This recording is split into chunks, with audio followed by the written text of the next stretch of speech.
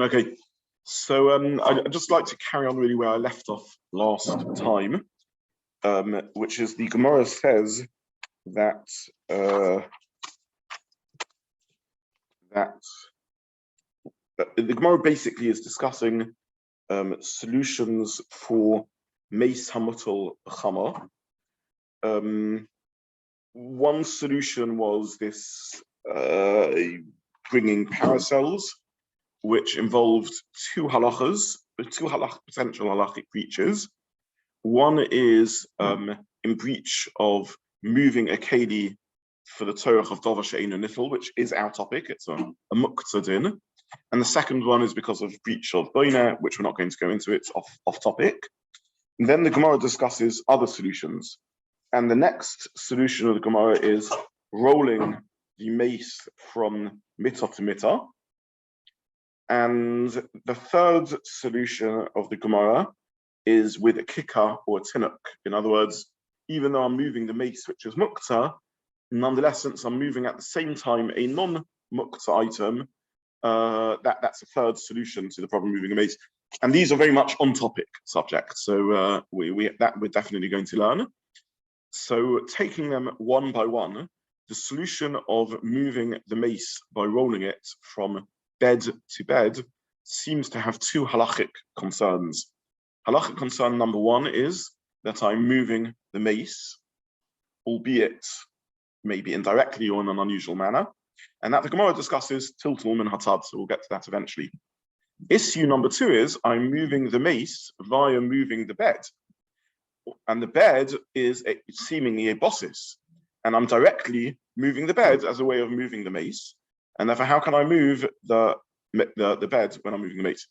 Now the truth is, in the pshat of the sugya, there's two ways to learn the sugya. Way number one is I'm moving the bed to move the mace. Advantage of that way is I'm only indirectly moving the mace, which is what the Gemara later calls tiltul min hatzad. Question on that way is, but I'm moving the bed, and the bed is muktzah because it's a bossis, which we'll get to shortly. The second way of reading the Gemara is that I am not moving the bed. I'm rolling when the Gemara says I roll the dead body from bed to bed, it means I'm directly rolling the dead body. Advantage is I'm not moving the bed, so I don't have to deal with the issue of the bed being a bossis. Disadvantage is how is that tiltul min hatzad? Now Rashi learns the second way of learning the Gemara, as pointed out by the Ran, and Rashi translates tiltul min hatzad as kilachayad, as doing it with a shinoi.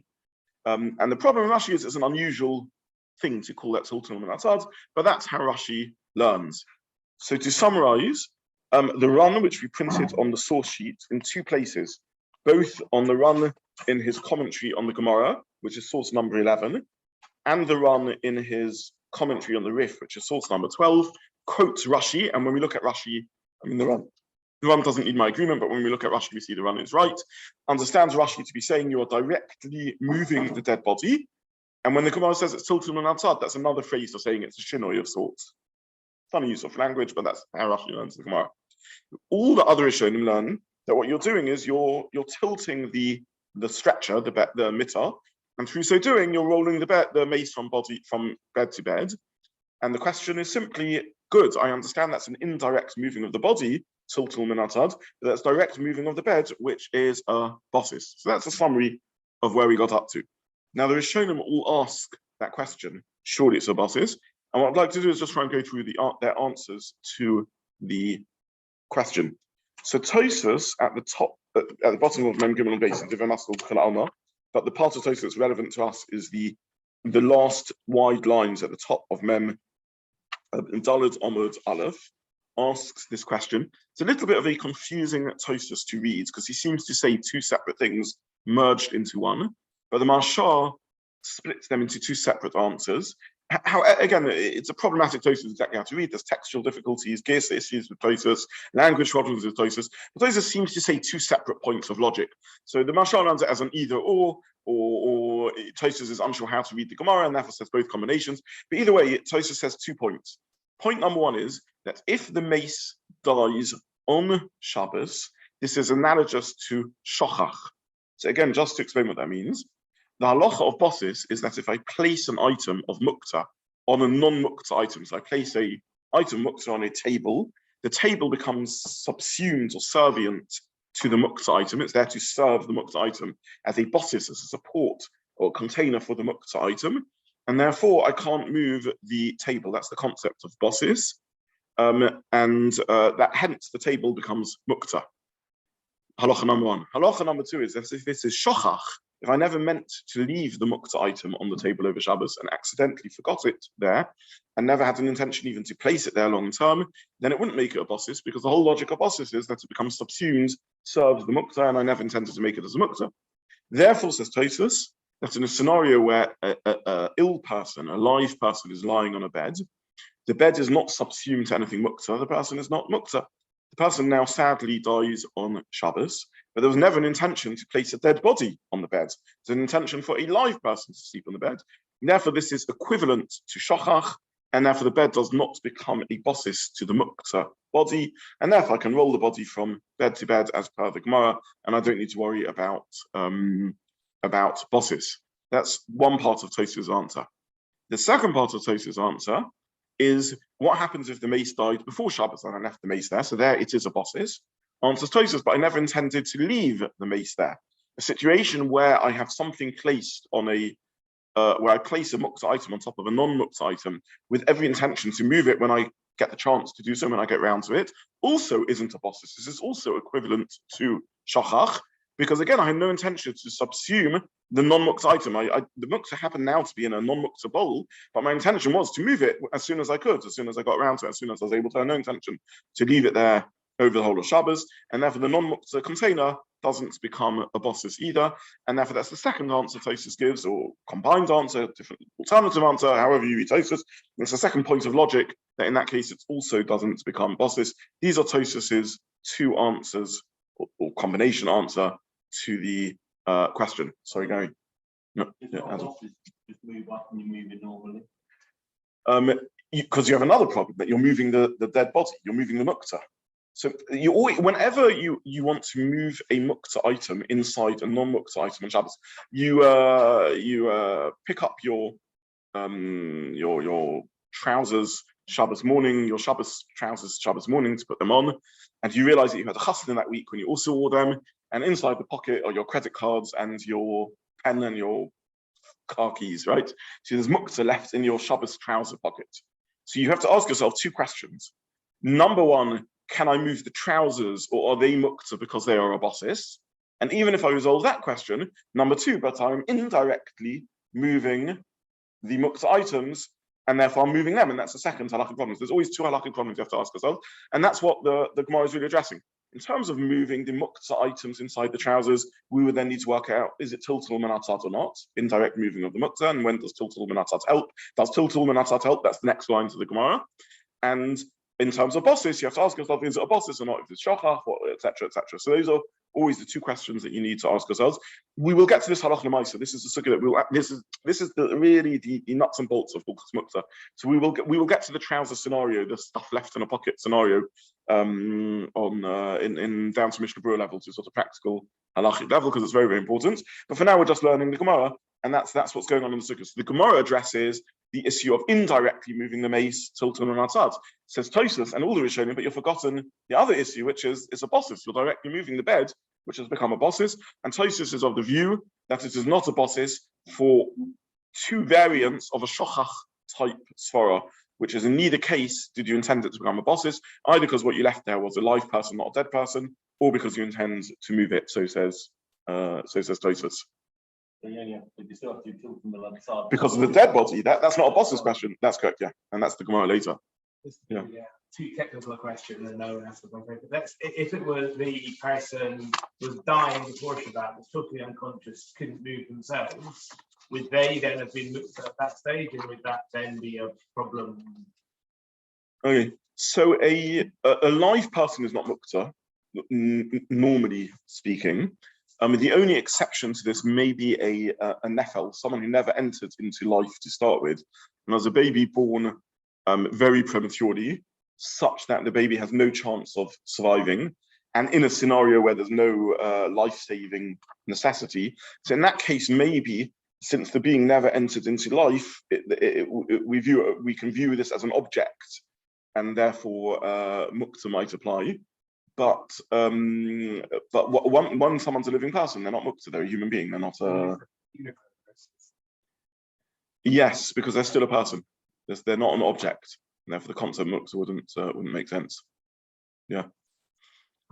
Okay, so that's the it goes to someone literally in the last moments of life when there is in practical halacha. I mean, you'll know this. I think this is your one of the areas you work in. In practical halacha, we don't. It's not so clear cut what a case is and when it applies. But at the very last moments of life, however you define that, once no medical intervention has any chance of success, as you correctly say, there is an issur to move such a person. Even so, for example, you wouldn't be allowed to clean a person or wipe bodily fluids off them or move them to avoid bed sores or other reasons why medical staff might, or move them because the bed is, you want to give someone else the bed. Because in all these cases, there's no possible gain. Treatment is finished. This isn't a medical intervention. And moving them, the last stage of life, one is so vulnerable and frail and near the edge of death that any motion could possibly tip the person over the edge, and therefore this is considered near ritzicha. It's near murder of ending the person's life. So this is the halacha of the So you're correct. At that point, you can't move the person. Nonetheless, the halacha of they wouldn't be. They are a human. They're not muktza. Okay, so this is Tosfos's answer to the question. Let's just look at the run together, because I think the run deserves. The run always deserves that. I think it's worth us having a quick look at the run.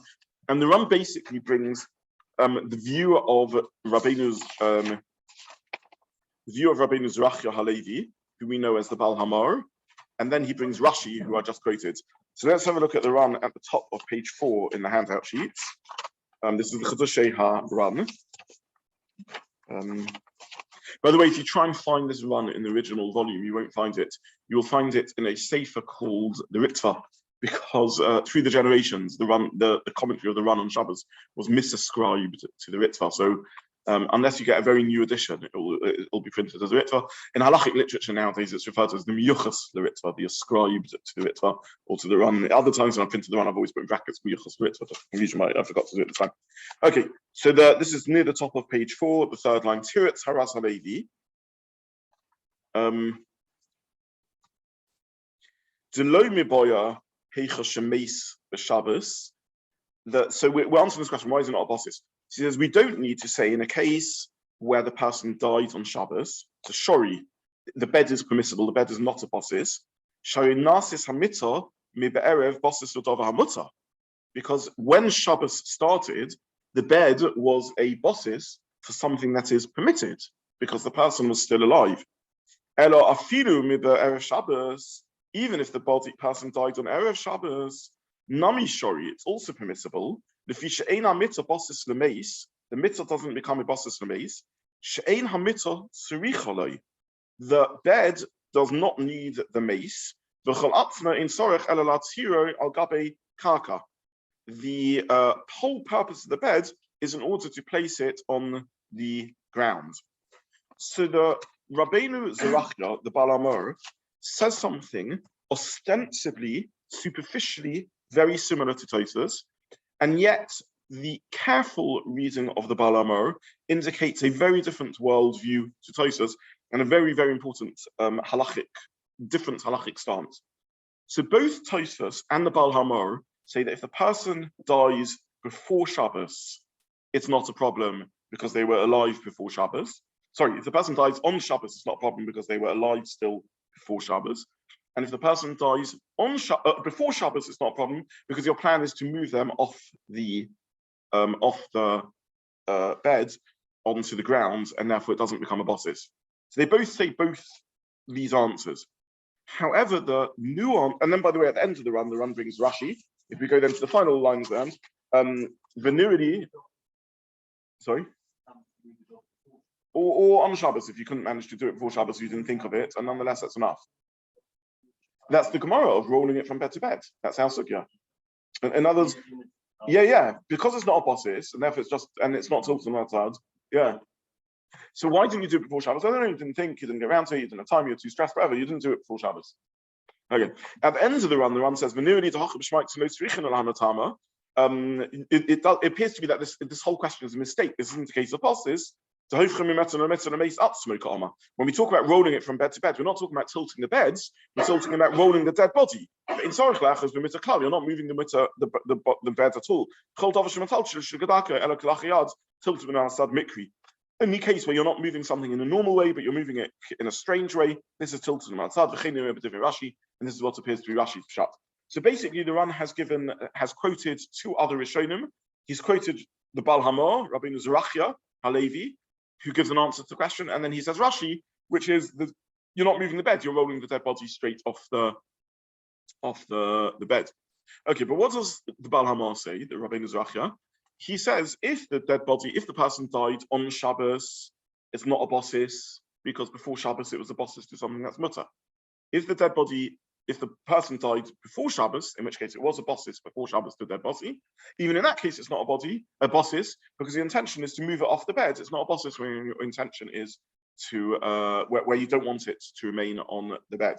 So ostensibly this looks very much like Tosfos. However, there is an important distinction over here. Tosfos uses the analogy to shochach.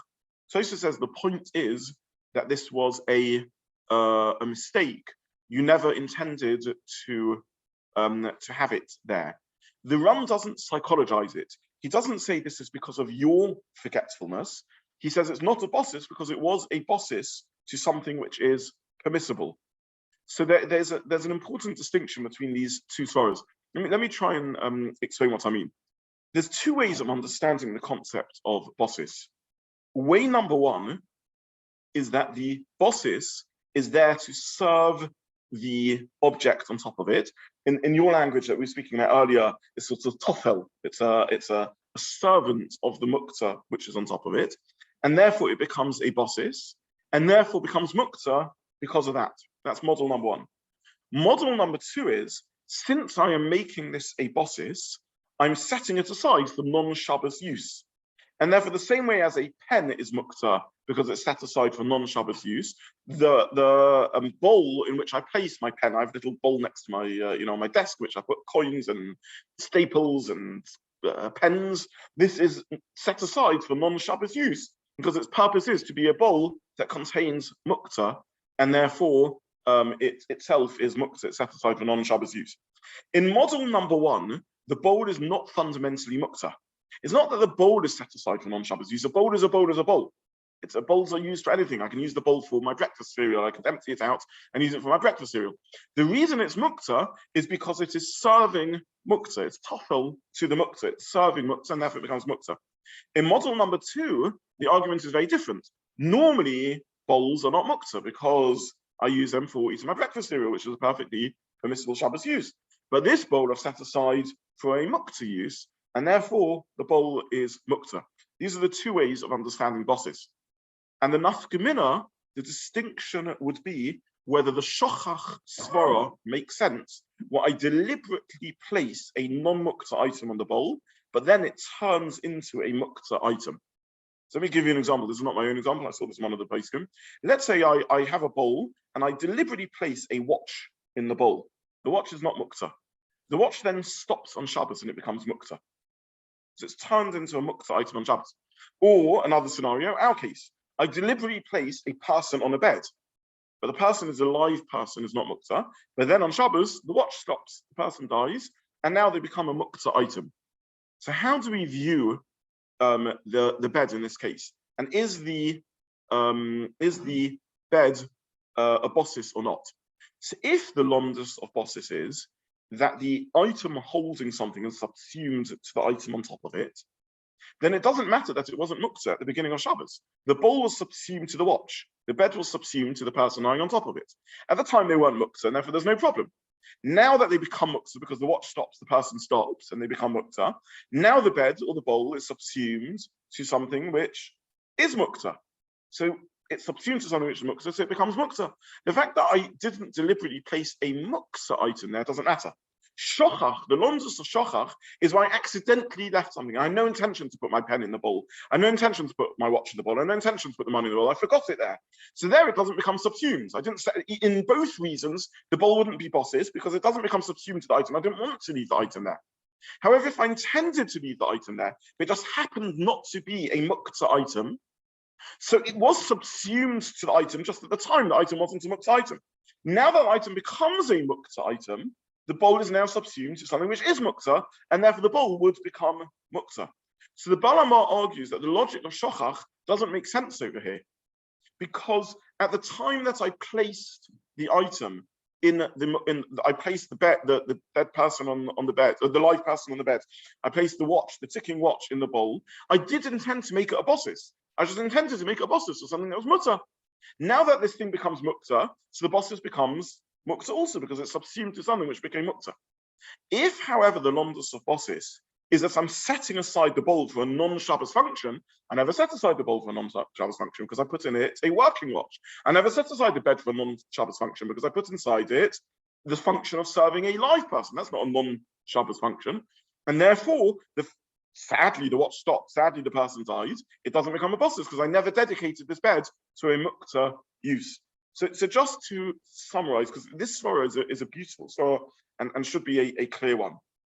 Tosfos argues that if I set aside a bed to care for a live person, I set aside a bowl to care for a live watch, and then on Shabbos they become Muktza, the bowl or the bed do not become a bosses. Analogous to Shochach, where I never intended to place it there or never intended to leave it there. But you can argue the opposite also. What would that debate depend upon? If the logic of bosses is that I've set aside the bosses for a Muktza functionality, Tosfos is correct. I never set aside the bosses to care for a Muktza watch. I set aside to care for a live watch. I never set aside the bed to care for a dead person. I set it aside for a live person. Therefore, why should they magically become Muktza on Shabbos? However, if the lomdus of bosses is that the bowl or the bed is subsumed to the service of the thing placed on top of it, then at the beginning of Shabbos, it was subsumed to the service of something non-Muktza, so it's non-Muktza. At some point in Shabbos, it becomes subsumed to the service of something that is Muktza, then it in turn will become Muktza. So that's the logic of Tosfos and Chakira, the distinction about how we understand bosses, that would affect how this works. Balamor is in Muktza Chatzi Shabbat. Balamor doesn't say like Tosfos. He doesn't say svaras or Shochach. He just says in Muktza Chatzi Shabbat. Exactly right. So the Balamor, maybe I should have explained this without the Balamor, just keep things even simpler. Probably what I should have said, just for the sake of simplicity, is Tosfos says this for Shabbos. How could we argue on Tosfos? There is a figure that argues on Tosfos the Balamor, but let's leave names out of it. Tosfos argues that this is analogous to Shochach. Shochach is non-controversial. Shochach, I never intended to place the Muktza item in the bowl, or certainly didn't intend to leave it there. So why should the bowl become subsumed to it? In any model, why should the bowl be a bosses? But what happens when I did intend to place it there? So I intended to subsume the container to the item. So you could argue, good, but when I intended to subsume it to it, it wasn't Muktza. Therefore, I never set aside this bowl to be Muktza. If the lomdus of bosses is that the bowl has been set aside for a non-Shabbos function, then that wouldn't apply over here because the bowl or the bed was set aside for a Shabbos function. However, if the lomdus of bosses is that it was subsumed and servient to the item on it, in that case, it was subservient to something Muktza before Shabbos. Now that it becomes Muktza, now it's subservient to something which is Muktza. Can we apply this back into the Mavatal Klima Yachana, and maybe in terms of, say, the tevel, for instance, if you put the bowl underneath it with the intention of catching the tevel, and that is setting it aside for a non-Shabbos purpose, that would say you could never fix the tevel. But if it is just that, if you can fix the tevel and stop it being Muktza, then is that not more the fact that it's a basis to something that's Muktza at the time? So the Balamor learns the whole of that Omud of all these cases of fixing as any case where something is fixable on Shabbos and impermanent, the rules of bosses don't apply. And that's why I mentioned the Balamor here, because again, maybe I'm overloading everyone information. But the whole of that Omud, this is the famous view of the Balamor, he has a completely different meaning in that whole Omud. He says in every case, not something fixable, something that's temporary, something that's not going to be on Shabbos, not bosses, nothing to talk about. No other Rishon goes like that. But that is the unique view, and it doesn't enter, by the way, practical halacha. So again, in practical halachic terms, even if something is only a bosses temporarily, during that time it's a bosses. However, Tosfos says that's in a case where I want the object to be there. However, if I don't want the object to be there, either because of shochach or because of my extended principles of shochach, then it wouldn't be a bosses, because the whole logic of bosses is that I'm intending it to be there. I'm setting it aside for a Muktza use. So I guess again, just to Jeff, you're looking skeptical. You're unhappy with this, Sarah, or or you're just processing it? I'm You're okay with it? Okay, phew. Great. Okay. So can I ask a question on the in a case of intentionality where you do intend for it to be there and there's no shochach, in not the BeChammah, I guess in Tosfot or whatever we're calling that, how does it work between different people? So if I use my wife's breakfast bowl and put my car keys in there, is that a basis for her now? Her question also, yeah, the question is, how does this work between different people? Josh is asking about using his wife's breakfast bowl for putting his car keys in. Let's make it even more distinct, where it's literally two owners. This indeed is a point that we will see in practical halacha, that I can't make someone else's utensil a bossis, because the logic of bossis, in whichever version of bossis we say, the point is that the bowl is somehow subsumed to the object in it. What gives me the right to dedicate your utensil? I'm not in a case where it's lent or borrowed. That's why I'm evading the issue of using spousal items where perhaps one has some shared use. In a situation where that's completely different, your flatmate, what gives you the right to dedicate their keli in either model, either for a non-Shabbos use or to be subsumed to the object in it, and therefore you couldn't make someone couldn't make a bosses of someone else's property. Let's say Shabbos candles on a tray. If the tray belongs to someone else. If I, without permission, set up Shabbos candles on your tray, then the problem of bosses wouldn't apply. The other issue would apply, which is, can you indirectly move the Shabbos candles and then get to Tiltum and Atzad? But the bosses issue would be resolved, because what gave me the right against your permission to dedicate your tray to service of my Muktza? An example, if there was anything at all that was non-Muktza, it's on top of the bashes, it's on top of I'm going to press the pause button on that, because that is the next Gemara of Kikar and Tedek. Yes, the Gemara says another piece of reasoning, which is what happens when I'm moving two things at the same time, a Muktza item and a non-Muktza item, and we'll get to that. And that will get to by the time we finish this, hopefully we will understand the famous discussion around Shabbos candles and trays and leaving bread on it and all that. This is what I'm saying. These few lines of the Gemara are the real, bread and butter of Hilchos Muktza. These are really, really, there's so much covered. And I know I whizzed through 3/4 of an Omud, but the next bit of the Omud we're not. And when we take the break, I would really encourage everyone to learn and relearn this Gemara and re-listen to the Shiur, because I'm aware that I'm speaking about stuff that not everyone has learned in detail. But these are the central sugas of Muktza. We're covering bosses, we're covering Tiltul Minat Sad, we're covering Kelacha Yad according to Rashi. There's so much going on in these. As much as I skipped through the rest of the Omud because it was a bit off subject, this last bit of the Omud is really, really important. And by the end of that, all these things around Shabbos candles will become clear cut. But in answer to, you just asked me, you asked me about ownership. In answer to the ownership question, correct, we'd have to work out, in the logic of bosses, it wouldn't appear that I should be, and this is indeed relevant in Halacha, that I can make someone else's utensil a bosses. Okay, so just to summarize, the question we're shown and grappled with in our topic is, surely the mitzvah should become a bosses for the dead body. Rashi resolves it by saying we're not moving the mitzvah, we're moving the dead body directly, and Kelacha Yads and Tiltum and Asad doesn't mean via another object, it means Shinoi, fine. The Tosfos asked the question and he says it's Shochach, which is a fascinating application of Shochach. Shochach makes sense, well, I never intended to put the object there. Here I did intend to put the object there. I wanted the watch in the bowl, I wanted the body, the live person on the bed. So I did subsume the bed and the bowl to the service of the watch or the human. Nonetheless, I didn't subsume it to them at a time that they were Muktza. Therefore, Tosfos argues I never set aside the bed or the bowl for a Muktza function and therefore set it aside for non-Shabbos use, because that's how Tosfos conceptualized what bosses is. But there's another way to conceptualize bosses, which is, it's not because I set it aside for a Muktza use, it's because it's subsumed to something else, and therefore if that something else becomes Muktza, then the bowl will become Muktza, and that's the view of those who argue on Tosfos. Finally, incidentally, perhaps incorrectly, I shouldn't have brought this in, but the BeChammah is one of the figures that argues on Tosfos, and the BeChammah has a clean sweep. He just has a different sorrow. As soon as you don't want something for the Order Shabbos, as soon as something's not there for the Order Shabbos, that's not a bosses, it gives him a completely easier reading of the whole of the previous Omud. As soon as something is not for the Order Shabbos, not bosses, but we do not, this view of the BeChammah is a minority opinion, it does not enter into practical halachic discourse. Okay, so we'll stop here for today, and Emir Hashem will carry on Tuesday. Oh, yeah, thank you. Thank you.